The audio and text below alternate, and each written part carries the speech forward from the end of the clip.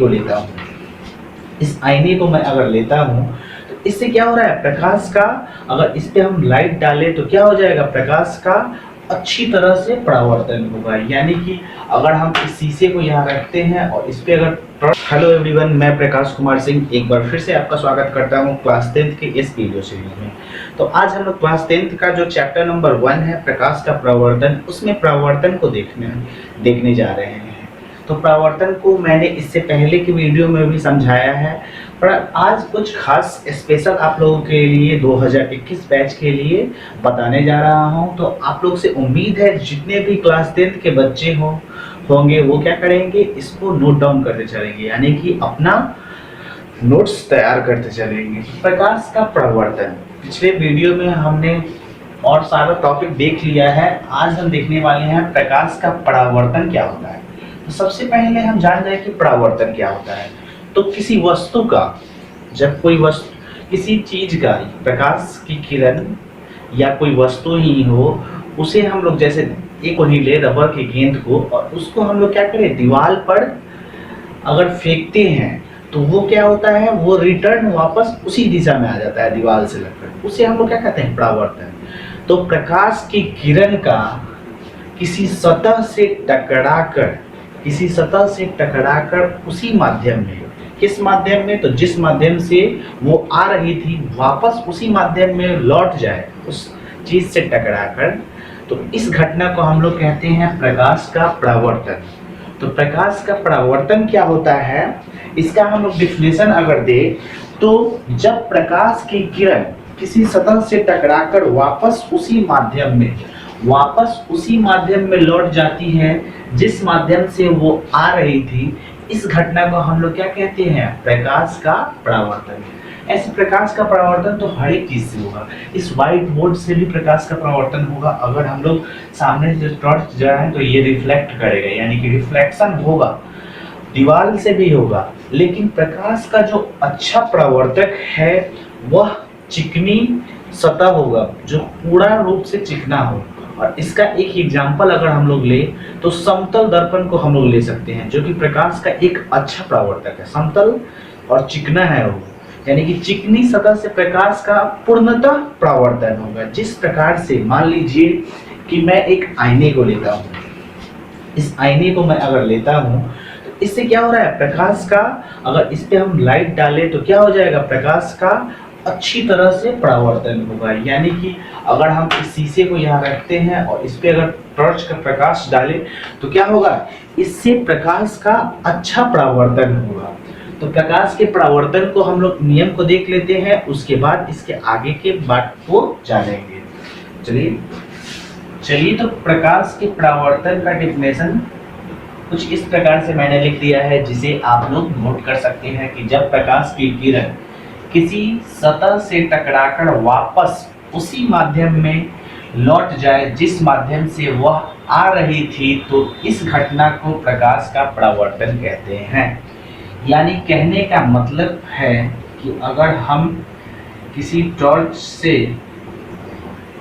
अगर प्रकाश जलाते हैं, इससे अगर कोई किरण आके अगर इस समतल सतह से आकर टकराती है और इस सतह से ये प्रकाश की किरण पुनः इसी माध्यम में, जिस माध्यम से ये आ रही थी उसी माध्यम में वापस लौट जाती है, तो इस घटना को हम प्रकाश का परावर्तन कहते हैं। प्रकाश का परावर्तन कहते हैं, इस पूरी घटना को प्रकाश का परावर्तन कहते हैं। तो अब हम लोग कुछ पॉइंट देखेंगे कि प्रकाश के परावर्तन से कुछ संबंधित प्राभाषिक शब्द क्या होती है। तो देखिए, प्रकाश की जो ये किरण यहाँ से ये आ रही है, ये पहले जिस सतह पे प्रकाश का परावर्तन हो रहा है इस सतह को हम बोलते हैं परावर्तक सतह। ये आने वाली किरण को हम बोलते हैं आपतित किरण। क्या बोलते हैं, यहाँ लिखते जा रहा हूँ, आपतित किरण का डेफिनेशन हम कुछ इस प्रकार से दे सकते हैं कि किसी सतह पर पड़ने वाली किरण को आपतित किरण कहते हैं। किसी सतह पर पड़ने वाली किरण को हम लोग क्या कहते हैं, आपतित किरण कहते हैं। ठीक है। उसके बाद ये परावर्तक सतह कि जिस बिंदु पर ये आपतित किरण आके पड़ती है, इस बिंदु को हम लोग बोलते हैं आपतन बिंदु। आपतन बिंदु यानी कि इस सतह पे, परावर्तक सतह पे प्रकाश की किरण जिस बिंदु पर आकर टकराती है या जिस बिंदु पर आकर पड़ती है, उसे हम लोग आपतन बिंदु कहते हैं। तो दूसरा हमारा हो जाएगा आपतन बिंदु। आपतन बिंदु। इसके बाद हम लोग देखें कि प्रकाश का जो परावर्तन हो रहा है, उसके बाद ये किरण जो वापस लौट रही है, इसे हम लोग बोलते हैं परावर्तित किरण। परावर्तित किरण, ठीक है। तो तीसरा क्या हो जाएगा? परावर्तित किरण।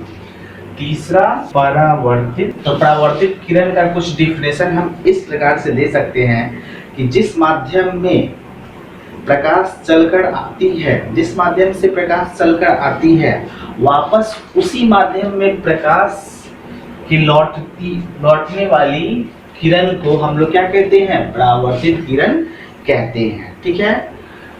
यानी कि लौटने वाली किरण को, आने वाली किरण को आपतित किरण और लौटने वाली किरण को परावर्तित किरण। इसके बाद हम क्या करते हैं? इस आपतन बिंदु पे एक सीधा लंब डाल देते हैं, यानी कि आपतन बिंदु पे नहीं, हम बोल सकते हैं परावर्तक सतह पर एक अभिलंब डालते हैं जो परावर्तक सतह से 90 डिग्री और 90 डिग्री का कोण बनाता है। इसे हम लोग क्या कहते हैं? अभिलंब। इसे हम लोग अभिलंब कहते हैं। तो चौथा हमारा क्या हो जाएगा? अभिलंब। तो कुछ ये परिभाषिक शब्द है जो कि है, पहला आपतित किरण, दूसरा हो जाएगा हमारा आपतन बिंदु, तीसरा परावर्तित किरण और चौथा जो है अभिलंब है। इन सब का अगर डिफिनेशन आपको आपके बुक में दिया हुआ है, आप बारी बारी से इन सभी का डिफिनेशन लिख सकते हैं।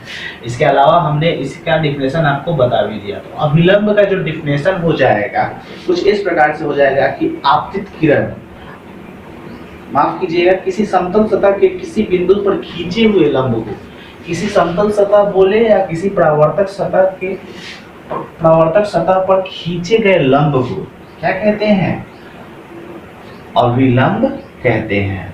अब देखिए, अब हम देख रहे हैं कि ये क्या है आपका आपतित किरण और ये है परावर्तित किरण और ये अभिलंब है।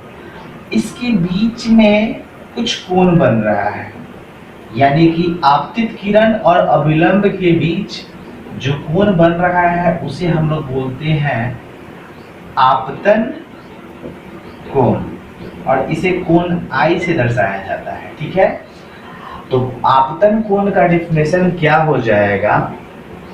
आपतन कोण का डिफिनेशन आप लिख सकते हैं कि आपतित किरण और अभिलंब के बीच बनने वाले कोण को हम लोग आपतन कोण कहते हैं, ठीक है।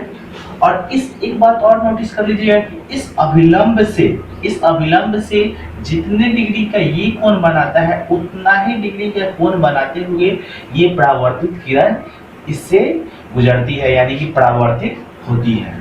तो अभिलंब और परावर्तित किरण के बीच जो कोण बनता है उसे हम लोग परावर्तन कोण कहते हैं। परावर्तन कोण कहते हैं। तो परावर्तन कोण का डेफिनेशन हो जाएगा कि अभिलंब और परावर्तित किरण के बीच, अभिलंब और परावर्तित किरण के बीच बनने वाले कोण को हम लोग क्या कहते हैं? परावर्तन कोण कहते हैं। इसे कोण R से सूचित किया जाता है, ठीक है।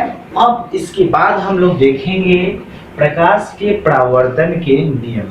तो इतना आप लोग कंप्लीट कीजिए। इसके बाद वाले वीडियो में हम देखेंगे प्रकाश के परावर्तन के नियम।